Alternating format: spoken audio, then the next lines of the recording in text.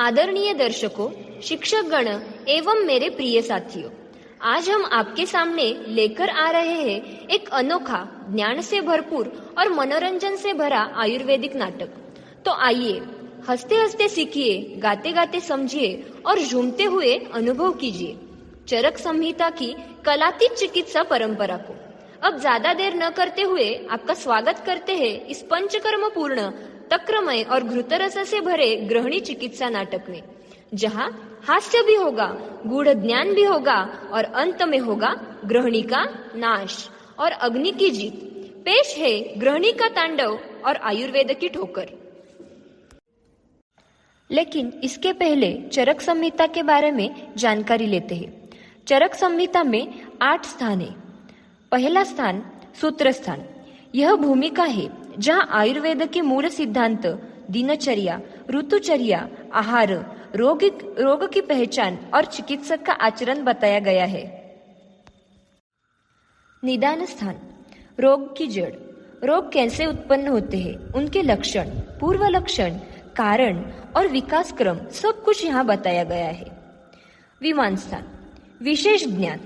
यहाँ मात्रा, भोजन की गुणवत्ता, चिकित्सा की कसौटियां और वैद्य की योग्यताएं विस्तार से वर्णित है। शरीर स्थान। शरीर और गर्भ विज्ञान, जीवन की उत्पत्ति, गर्भ विकास, आत्मा का विचार और शरीर की संरचना, इस स्थान में इसका सुंदर वर्णन किया है। इंद्रिय स्थान। लक्षणों से पूर्वानुमान। इंद्रियों, स्वप्नों, रंग और वाणी जैसे संकेतों से रोगी की स्थिति और मृत्यु का पूर्वानुमान बताया जाता है। चिकित्सा स्थान। उपचार। यह मुख्य स्थान है जहां रोगों की चिकित्सा, रसायन और वाजीकरण इत्यादि उपाय दिए गए हैं। कल्प स्थान। औषध निर्माण। यहाँ वमन, विरेचन आदि के लिए औषधियों की विधियां, मात्रा और निर्माण प्रक्रिया बताई गई है। सिद्धि स्थान। सफलता और परिणाम। यह अंतिम स्थान पंचकर्म की सफलता, उसकी योग्यताएं, दुष्प्रभाव और उनके समाधान की जानकारी देता है।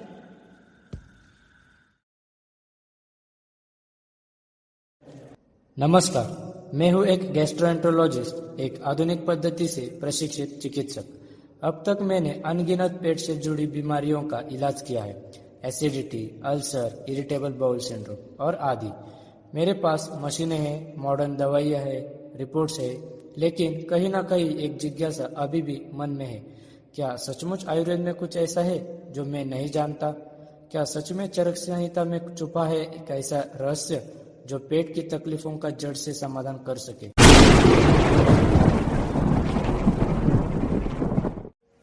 तुमने आधुनिक विज्ञान के अनेक उपचार देखे हैं। अब समय है कि मैं तुम्हें दिखाऊं कि आयुर्वेद क्या है। एक ऐसा ज्ञान जो सहस्त्र वर्षों से रोगियों को आरोग्य की ओर ले जा रहा है। तो चलिए आरंभ करते हैं इस गृहिणी चिकित्सा यात्रा को।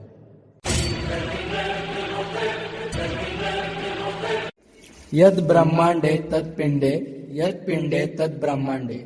जो कुछ इस ब्रह्मांड में है वही हमारे शरीर में है, और जो कुछ हमारे शरीर में घटित होता है वह ब्रह्मांड में भी प्रतिबिंबित होता है। क्या सूर्य, चंद्र और वायु शरीर में भी है? हाँ, है। मैं कायाग्नि के रूप में प्रत्येक जीव के शरीर में निवास करता हूँ। ये जो कायाग्नि कहते हैं, क्या ये शरीर में भी कोई विशेष काम करता है? आयुर्वर्णो बलम स्वास्थ्यम उत्साहोपचयो प्रभा, ओजस्तेजो अग्नय प्राणोश्चोक्ता देह अग्नि हेतु का, शांते अग्नो म्रियते युक्ते चिरंजीवत्य नामयः, रोगी साधु विकृते मूलम अग्निस्तस्मिन् रुच्यते। यदि अग्नि मंद हो जाती है तो शरीर में रोग उत्पन्न होते हैं। यदि अग्नि संतुलित हो तो व्यक्ति दीर्घायु और निरोगी रहता है। इसलिए अग्नि को जीवन का मूल कारण कहा गया है। लेकिन आप रहते कहाँ हैं?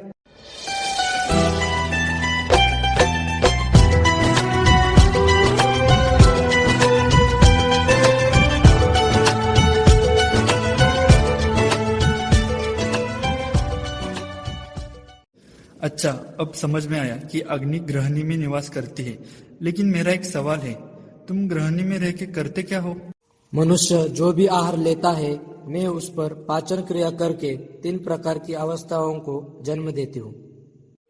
मैं हूँ मधुरावस्था पाक। खाना अभी अंदर आया है, अभी तो मजे ही मजे है। निंदिया रानी भी आई, फेट बाई सुस्ती में झूमे जा रहे हैं। अब मेरी बारी। मैं हूँ आम्लावस्था पाक, पेट को जलाकर राख कर दूंगी।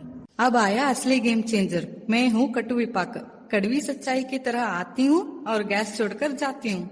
हमारे द्वारा ही आहार रस की उत्पत्ति होती है और उसी से क्रमशः सभी धातुओं का पोषण होता है।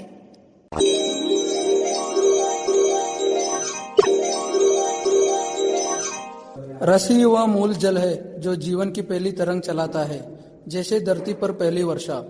यही रस रक्त का पोषण करता है।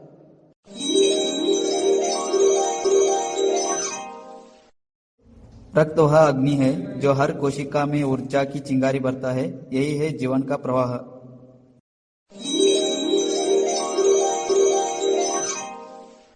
मांस धातु हमें आकार नहीं आधार देता है।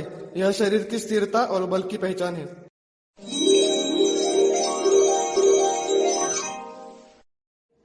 मेद केवल वसा नहीं, वह ईंधन है जो थकावट में भी ऊर्जा का दीप जलाए रखता है।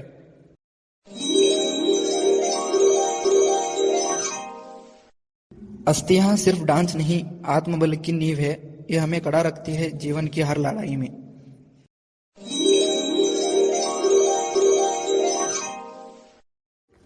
मज्जा वह गूढ़ चेतना है जो विचारों को स्थिरता और स्मृति को गहराई देती है।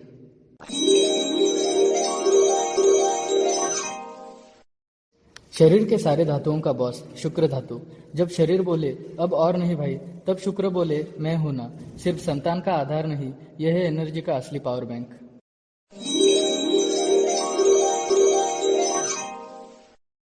ओज ही है वह तेज जो हमें रोग से नहीं, मोह से भी बचाता है।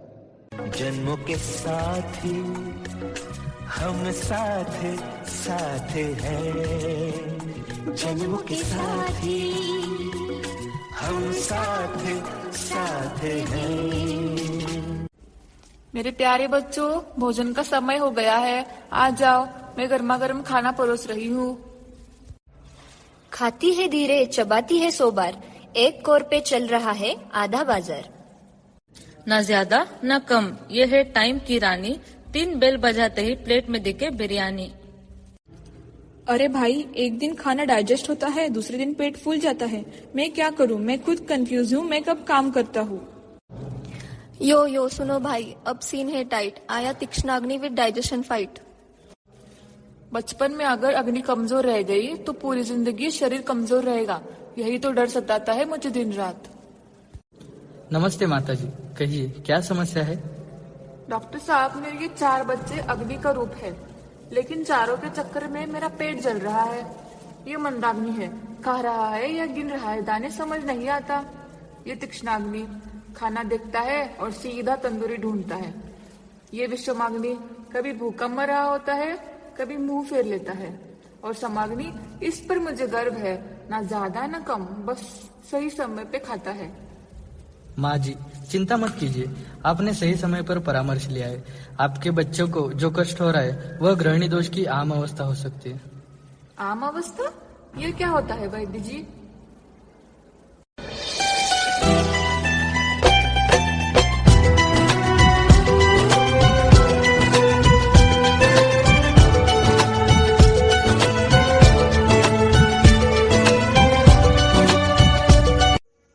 मैं हूँ आम, अधपचा आधा तैयार अनरस। जठराग्नि जरा सी सुस्त क्या हुई, मैं एंट्री मार लेता हूँ, फिर तो पूरे शरीर में मेरी टूरिस्ट बस चल पड़ती है। मेरी मौजूदगी में खाना न पचता है, न धातुएं खुश रहती है। सबको बदहजमी की छुट्टी दे देता हूँ। यही आम धीरे धीरे ग्रहणी को दूषित करता है और इसी के 4 भेद है: वातज ग्रहणी, पित्तज ग्रहणी, कफज ग्रहणी और सन्निपातज ग्रहणी। अब हम हर एक को एक अच्छे से जानेंगे। मैं वातज ग्रहणी हूँ। मैं तो खाना खाती हूँ और सीधा उड़ जाती हूँ। गैस से मेरी पतंग उड़ती है। सुनो सुनो, ये मेरे पेट में ट्रैक्टर चल रहा है। मैं पित्तज ग्रहणी हूँ। मेरा तो पेट ही ज्वालामुखी है। खाया और बाथरूम दौड़ा, और कोई मिर्ची डाले तो मैं तंदूरी रोटी बन जाऊंगी। मैं कफज ग्रहणी हूँ। भूख तो लगी है पर उठने का मन नहीं कर रहा। ताली वहीं लाओ ना। और हाँ, गरम गरम ना हो थोड़ा गुनगुना करो। तो क्या यह आम ही उसके पेट की भारीपन और भूख न लगने का कारण है? बिल्कुल। जब अग्नि मंद हो जाती है तो आम उत्पन्न होता है। यही अवस्था ग्रहणी आमावस्था कहलाती है, जिसमें ना खाना लगता है, ना पचता है और ना ही मल ठीक से बनता है। तो इसका इलाज क्या है वैद्य जी? इलाज है और वह बहुत सरल है, पर धैर्य और संयम चाहिए। बिल्कुल। जब अग्नि मंद हो जाती है तो आम उत्पन्न होता है। यही अवस्था ग्रहणी आमावस्था कहलाती है, जिसमें न खाना लगता है, न पचता है और न ही मल ठीक से बनता है। तो इसका इलाज क्या है वैद्य जी?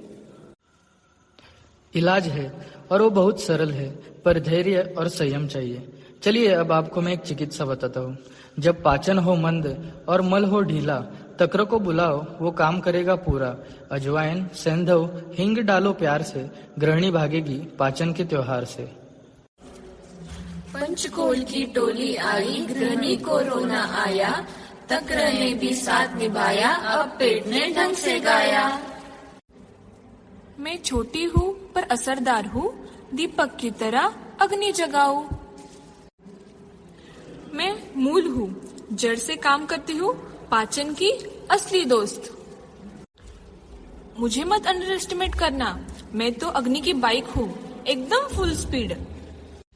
जहाँ गैस है वहाँ मैं, मेरा पंच गैस को बाहर कर दे। और मैं लीडर हूँ, अग्नि को बूस्ट करूँ, वात को पैसिफाई करूँ। हे भगवान, ये पंचकोल की लड़कियां तो मेरी जान ले लेंगी।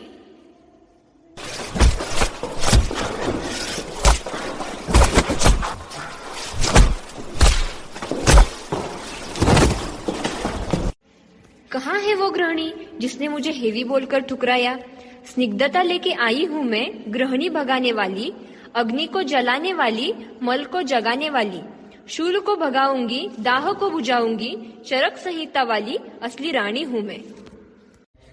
नाम है मेरा चित्रकादी, काम है पाचन की बीमारी की विदाई। जहाँ जाए मैं, भूख जागे, मल सुधरे और अग्नि बोले जय हो। मैं करूँ वात, पित्त, कफ तीनों की छुट्टी। नाम मेरा पंचक यवागु, सादा हूँ, स्वैग वाला फूड हूँ। पेट की गृहिणी हो या आम का दंगल, मैं हूँ पचने वाला सिंपल जंगल। मैं हूँ भूनिम्बांदी चूर्ण, तीखा मेरा स्टाइल। आया हूँ गृहिणी को देने हेल्दी फाइल। अम्ल को बुझाऊ, कफ को बहाऊ, पेट में जो बैठा है सब बाहर लाऊं।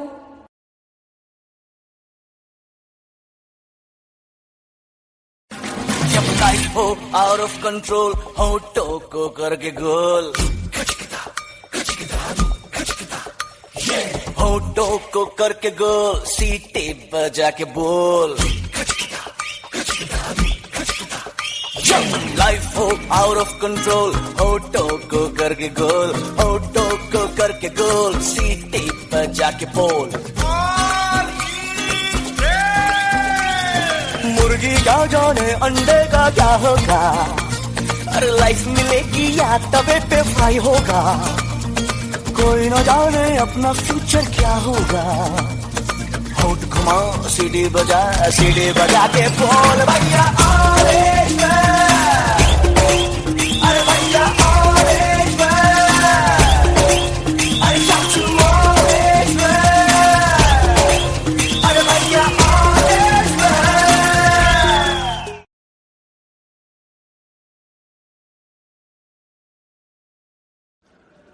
आज हम सभी एक ऐसे समय के साक्षी बनने जा रहे हैं जहां भूतकाल और वर्तमान काल एक साथ मंच पर उतर आए हैं, जहां विज्ञान की सीमाओं को लांघते हुए भारतीय चिकित्सा के जनक स्वयं आचार्य चरक पधारे हैं, और वो भी इस आधुनिक युग में।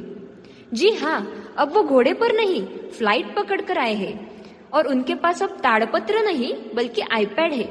लेकिन ज्ञान वही है, दृष्टिकोण नया है और उद्देश्य वही, रोगी की सेवा।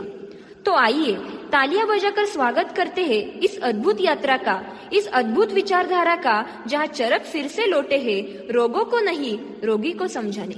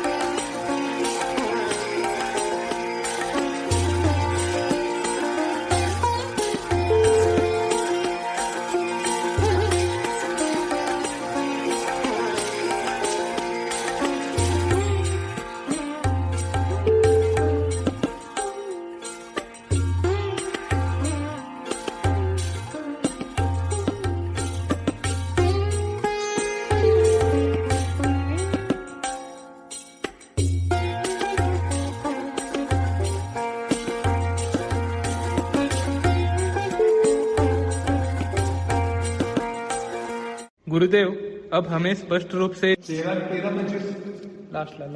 उसके कारण, लक्षण और दोष का प्रकोप भी समझ में आ गया है, परंतु एक विनम्र प्रार्थना है, कृपया हमें सभी प्रकार की ग्रहणी चिकित्सा विस्तार से, ताकि हम रोग को पहचान कर उचित चिकित्सा कर सके।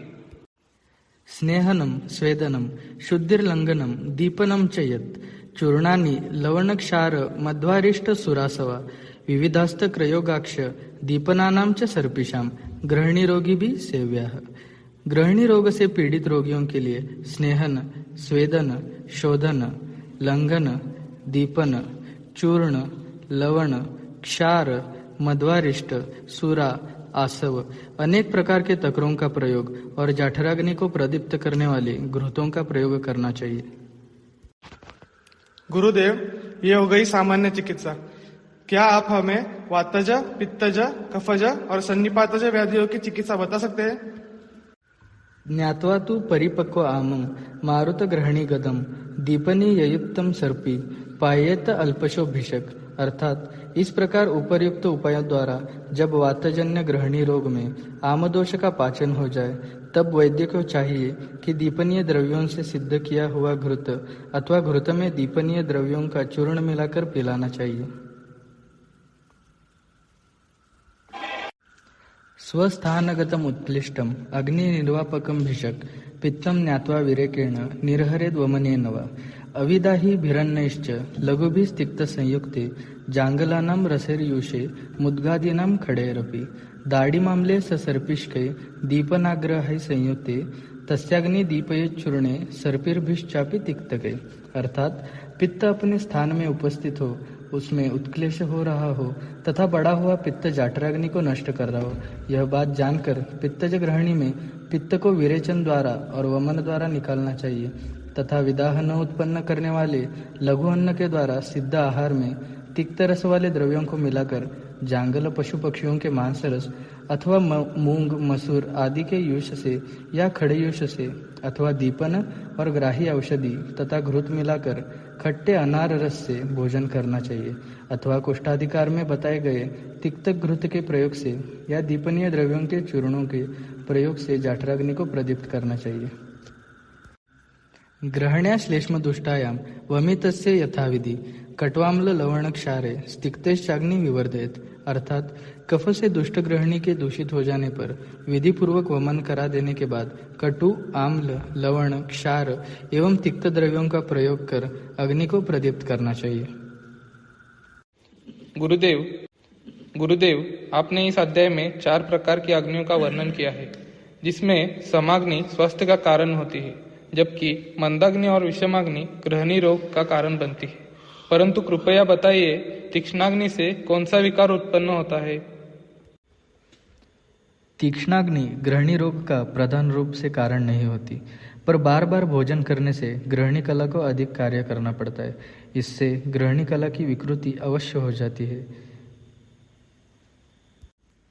और इसी वजह से भस्मक रोग की उत्पत्ति होती है।